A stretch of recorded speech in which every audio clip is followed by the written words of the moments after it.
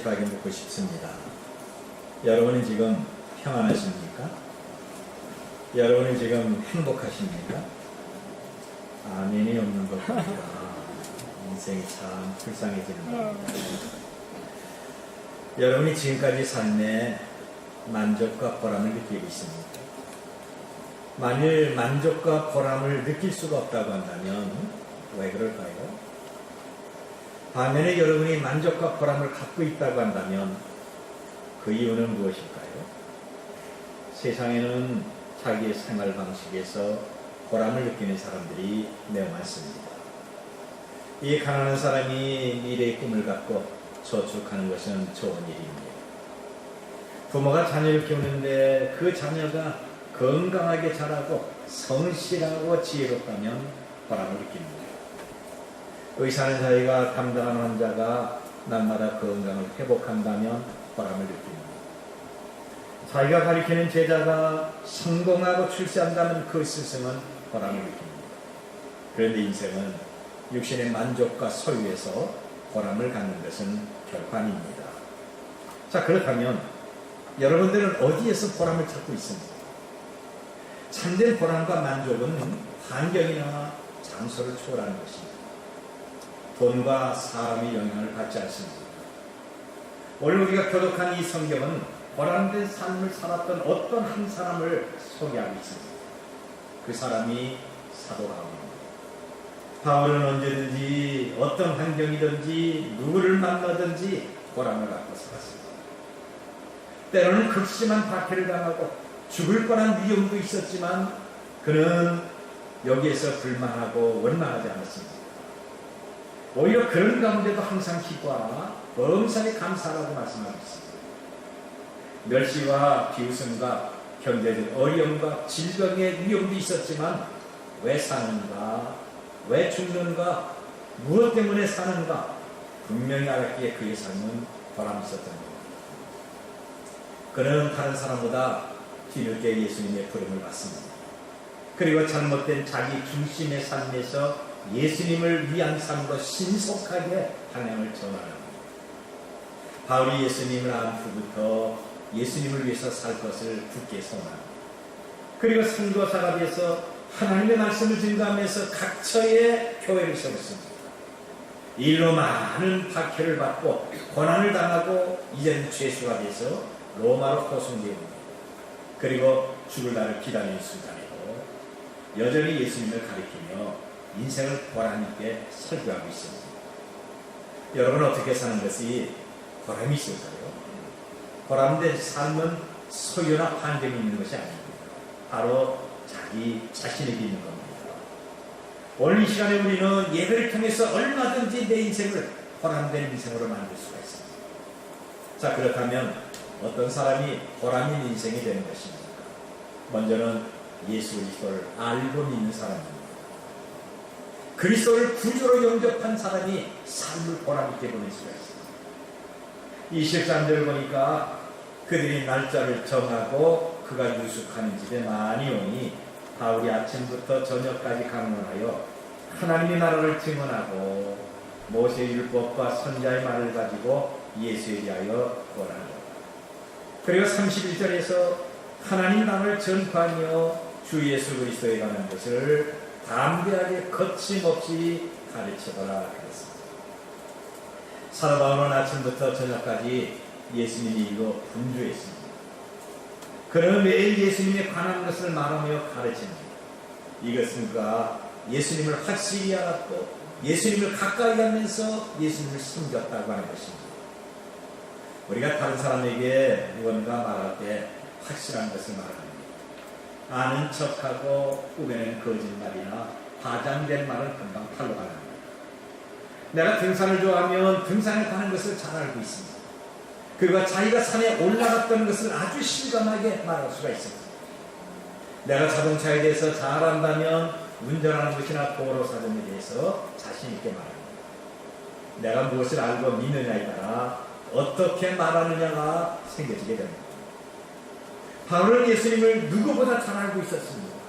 예수님의 사랑과 우리를 향한 예수님이 자비하신 온유와 능력과 선함과 용서와 최후 심판까지 잘 알고 있었습니다.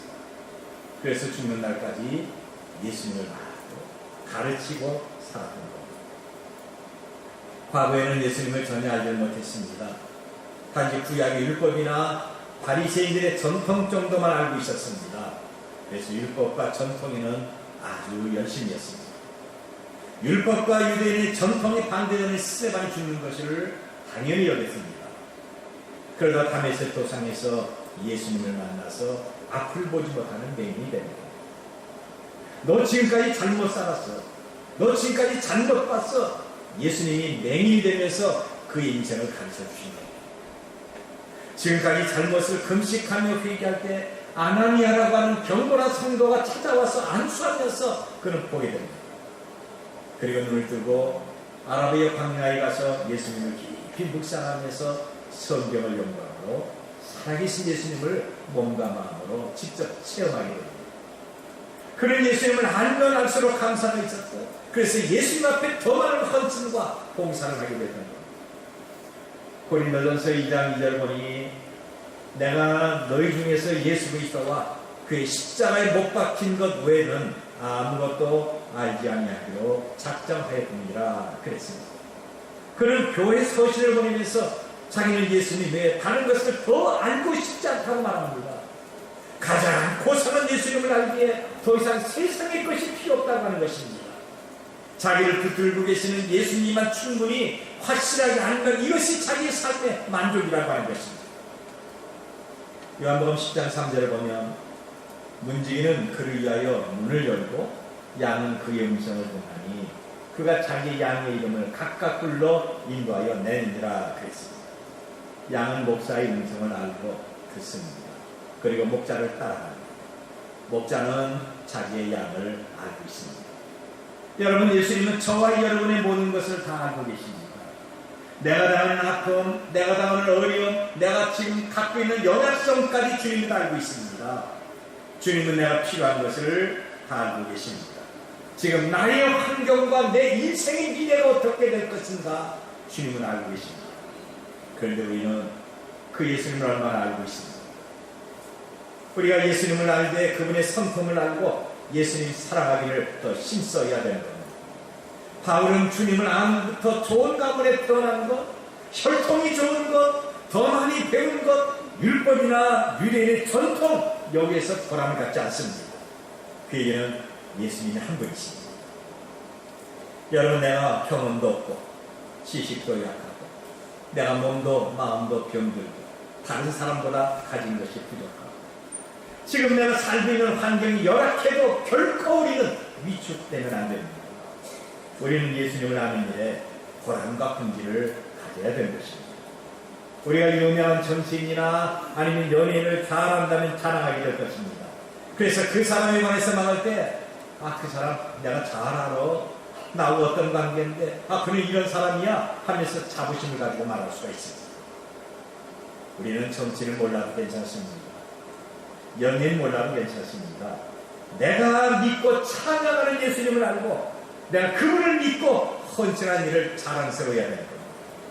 나를 영원한 천국까지 이끌어주신 예수님 앞에 내 삶을 완전히 드려지고 맡길 때 우리의 삶은 보람되게 되는 것입니다.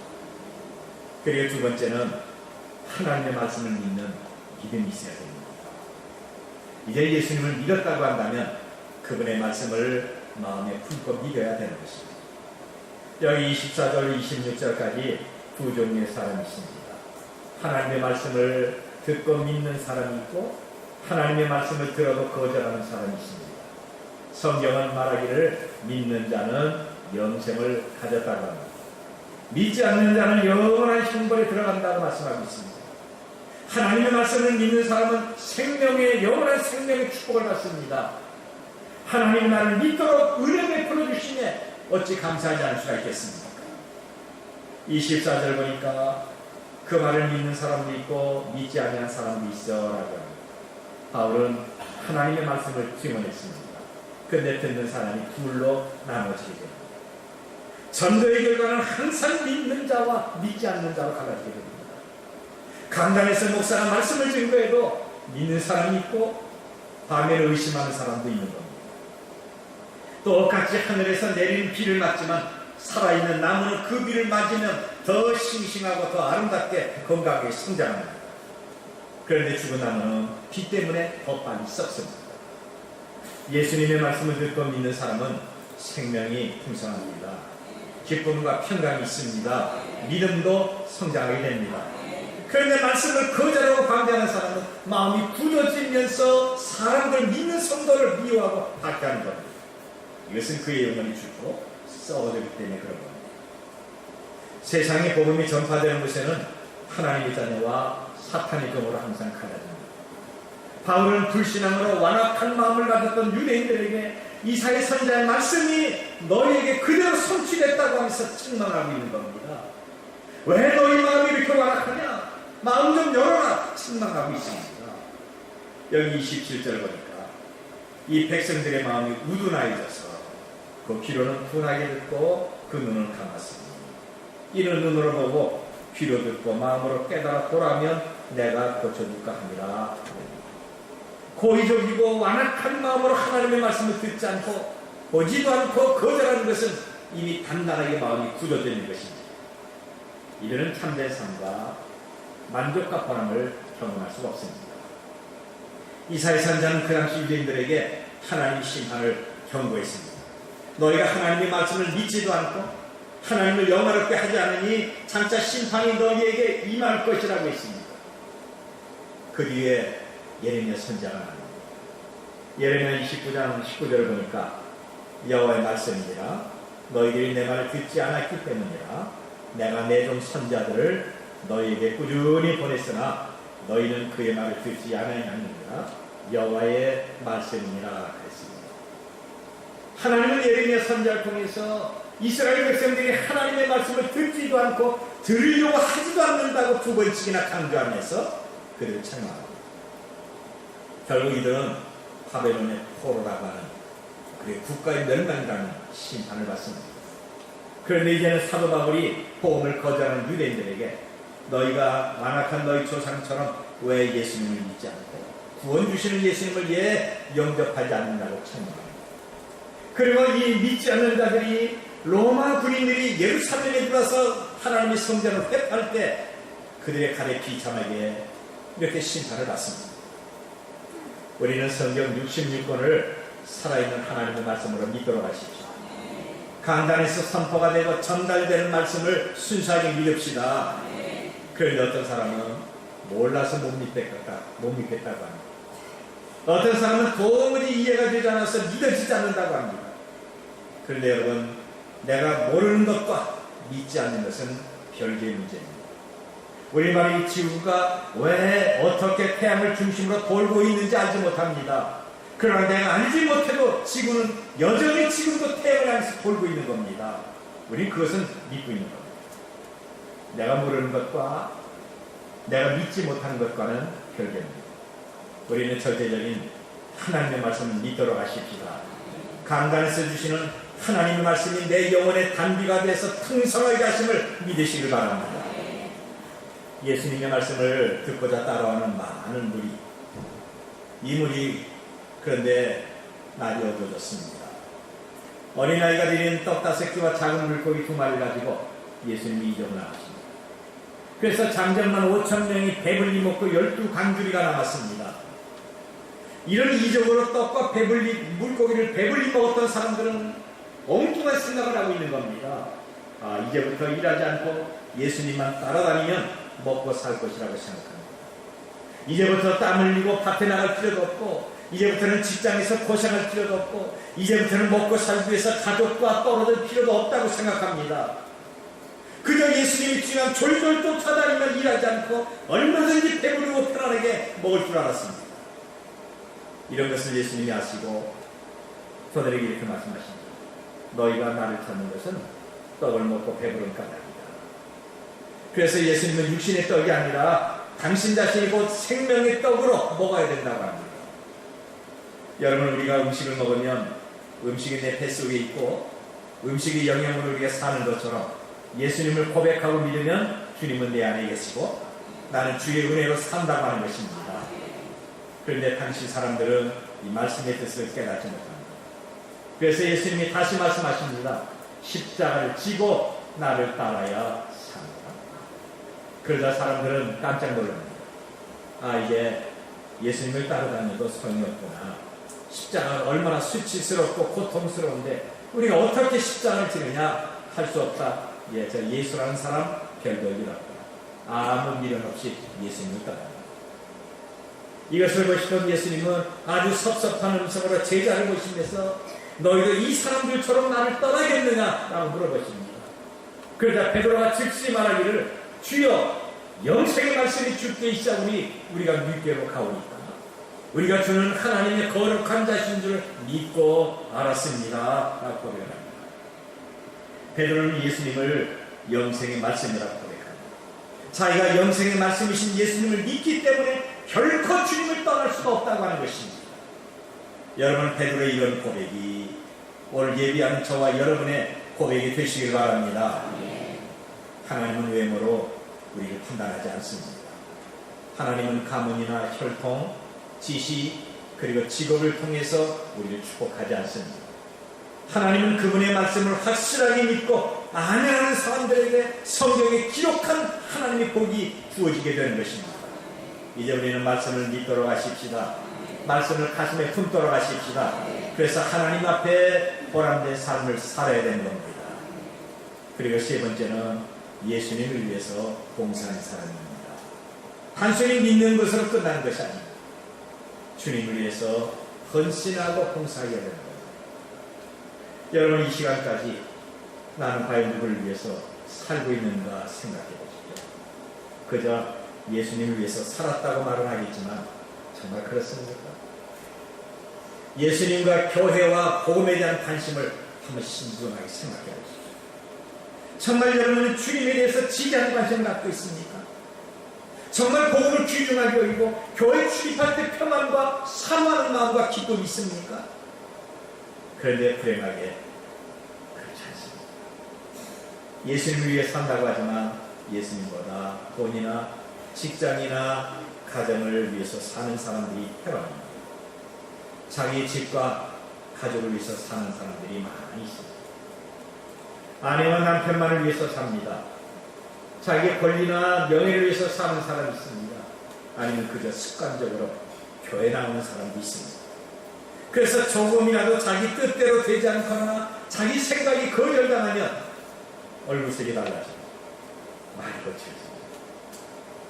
우리가 예수님을 위해서 산다고 하지만 결국 자기를 위해서 사는 사람들이 태어납니다.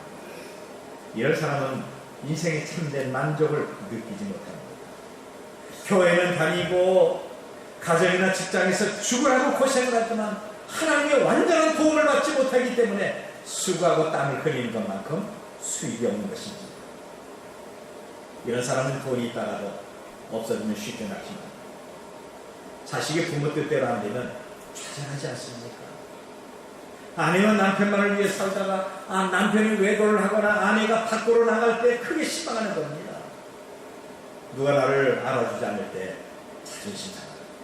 그래서 끝까지 자기를 주장하면서 아니라고 다른 사람들은 다 말하는데도 미련하게 고집을 피우고 있는 겁니다. 내가 누구를 위해서 사느냐에 따라 내 삶의 행복과 불행이 오는 것입니다. 국가에 속한 모든 국민은 다 국가에 충성해야 합니다. 그가 경제인이든 정치인이거든 아니면 공무원이나 교육계 인사나 군인이나 일반 시민의 일까지 나라를 위해서 충성하고 애국해야 됩니다. 직장은 그 직장을 위해서 성실하게 근무해야 됩니다. 오늘 저와 여러분이 하나님 앞에 속했다고 한다면 우리 바로 예수 그리스도를 위해서 충성하고 헌신해야 됩니다. 그런데 이런 충성과 이런 헌신은 자기 희생이 없이는 전혀 할 수가 없습니다. 시간을 드리는 희생, 마음과 물질의 희생, 자기 생각과 육신의 희생이 없이는 결코 충성하고 헌신할 수가 없습니다. 사도 바울은 로마에 포선된 날부터 죽을 날을 기다리고 있습니다. 그런데 그는 죽는 날까지 하나님의 말씀을 증거하면서 주님과 교회를 위해서 충성하고 헌신을 했습니다. 23절을 보니까 그들이 날짜를 정하고 그가 유숙하는 집에 많이 오니 바울이 아침부터 저녁까지 강론하여 하나님이 나를 증언하고 모세의 율법과 선자의 말을 가지고 예수에 대하여 권하더라 그랬습니다. 여기 날짜를 정했다는 것은 과거에도 하나님의 말씀을 들었는데 또다시 듣기 위하여 나를 정했다고 하는 겁니다. 그리고 유숙하는 집에 많이 오니 하는 것은 바울이 머물었던 집이 이미 예배하고 설교하는 집으로 소문이 났다고 하는 것입니다. 하나님의 말씀을 증거하는 집으로 이미 많은 사람들이 알고 있었다고 하는 겁니다. 이 집은 하나님께 예배하며 설교를 듣기 위해서 누구나 다 개방되어 있습니다. 그뿐 아니라 아침부터 저녁까지 강론하여라고 말씀을 전하고 가르치는 시간입니다. 그 시간은 아침부터 저녁까지 침식을 잊어버리고 종일 하나님의 말씀을 증거하는 충성스러움과 열정과 그리고 은혜를 사모하는 그의 마음, 여기서 볼 수가 있지 않습니까? 31절에 뭐라고 합니까? 하나님의 나라를 전파하며 주 예수 그리스도에 관한 모든 것을 담대하게 거침없이 가르치다. 하나님 일을 했습니다. 그는 주 예수께 받는 것을 그대로 가르쳤습니다. 바울의 삶이 보람된 것이 아니었다면 그가 죽기까지 교회를 세우면서 하나님의 말씀을 전하지 않았을 것입니다. 말씀을 증거하고 봉사 있게 그의 삶은 이 땅에서뿐만 아니라 하늘나라에서 멸관이 된 것입니다. 바울이 예수님을 증거하고 죽기까지 충성했습니다. 삶의 보람을 느꼈기에 어떤 장소에서도 어떤 환경에서도 누구를 만났어도 이런 삶을 살 수가 있었습니다. 여러분, 이런 보람된 삶이 부럽지 않습니다. 여러분의 삶이 불만스럽고 그저 짜증스럽고 기쁨이 없다면 내 마음에 예수님과 말씀으로 충만하게 해달라고 하나님 앞에 기도하도록 하십시오. 우리가 늘 하나님과 함께하는 사람, 그리고 주님의 말씀, 그리고 주의 교회와 함께하고 있는 사람, 이런 사람들은 보람있게 인생을 보낼 수가 있다고 하는 것입니다. 아마 우리가 이 당시 바울의 입장이 있었다면 여러 가지 합리화를 대면서 불만했을 겁니다. 내가 교회 가는 것도 큰 마음 먹는 것인데 어떻게 그렇게 헌신과 희생을 강조하지? 나는 지금까지 교회를 위해서 너무나도 고생을 많이 했는데 이제는 쉴 때가 됐는데 내가 전도하다가 죄수의 놈이 됐는데 또 전도하는 사람들이 나를 미쳤다고 비웃겠지? 재판이나 끝나고 다시 하자. 늙고 병들었는데 내가 무슨 기력이 있나? 이제 젊은 사람들이 해야지. 난 좀 쉴 거야. 바울이 이런 말을 가졌다면 아마 세계 역사는 달라졌을 것입니다. 그런데 바울은 그렇게 하지 않았습니다. 비록 죄인돼서 로마까지 호송돼서 왔지만 하나님이 일을 할 때 받는 위로와 상급이 그에게는 더 큰 힘과 보람이 됐습니다. 그래서 각 교회마다 자기의 신앙과 삶을 이렇게 고백을 합니다. 빌립보서 1장 20절 보면 나의 간절한 기대와 소망을 따라 아무 일이든지 부끄러워하지 아니하고 지금도 전과 같이 온전히 담대하여 살든지 죽든지 내 몸에서 그리스도가 존귀하게 되게 하려 하나니 살든지 죽든지 자기가 주의 이름으로 그리스도가 존귀하게 되기를 원했습니다. 오늘 저와 여러분의 삶 가운데서 그리스도가 존귀하게 나타나길 바랍니다. 로마서 14장 8절 보니 우리가 살아도 주를 위하여 살고 죽어도 주를 위하여 죽나니 그러므로 사나 죽으나 우리가 주의 것이라고 했습니다. 주님을 위해서 봉사하며 사는 바울의 충성스러운 모습을 여기서 볼 수가 있습니다. 왜 사는가? 왜 죽어야 되는가? 물론 주의를 하기 위한 것입니다. 로마서 10장 고린도전서 10장 31절에서 그러니 너희가 먹든지 마시든지 무엇을 하든지 다 하나님의 영광을 위해서 하라고 있습니다. 자기가 살기 위해서 먹고 마시는 것이 아니라 하나님 일을 하기 위해서 자기는 먹고 마신다고 하는 겁니다.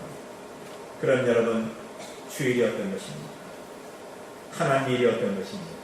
물론 예배에 참석하는 것입니다. 여러분이 예배에 참석한 이것으로 지금도 주일을 하고 있는 것입니다. 예배 끝나면 전도하고 기도하는 것입니다. 내게 주어진 직분을 귀하게 여기는 것과 주님과 교회가 필요할 때마다 겸손하게 순종하며 봉사하는 것입니다. 그리고 복을 사모하기 위해서 감사로 흥분하는 것. 이런 것들은 지금까지 많이 했지만 이제 내가 하는 일이 참으로 보람된 것을 알며 더 힘써 예수님의 이름으로 봉사하는 우리 모두가 되어야 될 것입니다. 31절을 우리 한번 같이 읽겠습니다. 마지막 절 31절. 하나님의 나라를 전파하며 주 예수 그리스도에 관한 모든 것을 담대하게 거침없이 가르치더라. 아멘. 사도 바울이 전도하며 봉사하는 것으로 사도행전은 끝나게 됩니다. 저는 그동안에 69번의 사도행전 설교를 했습니다. 그런데 사도행전은 성령 행전이고 복음을 증거하는 행전이기에 끝나는 인사말이 없습니다.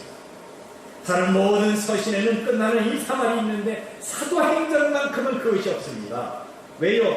사도행전은 성령을 통해서 복음을 증거하는 것이기에 끝이 있으면 안 됩니다. 오늘 저와 여러분이 바울의 사역을 이어받아서 우리가 개인적으로 사도행전 29장, 30장, 31장을 만들어 나가야 될 것입니다. 우리가 예수님을 사랑하고 구원받는 자녀라고 한다면 당연히 그렇게 할 수가 있습니다. 여러분, 우리의 삶은 보람된 삶을 살아야 됩니다. 우리는 보람 있게 살아야 됩니다. 살아계신 예수 그리스도를 알고 사랑하기 때문에 보람이 있습니다. 우리가 순수한 마음으로 말씀을 믿고 축복받으면 보람이 있습니다. 그리고 주님을 위해서 봉사할 때 놀라운 상급, 이것이 우리를 보람 있게 만듭니다. 이제 전능하신 하나님을 바라보며 믿음과 소망과 사랑으로 더 만족스럽고 더 보람된 삶을 사는 우리 모두가 되시길 바랍니다.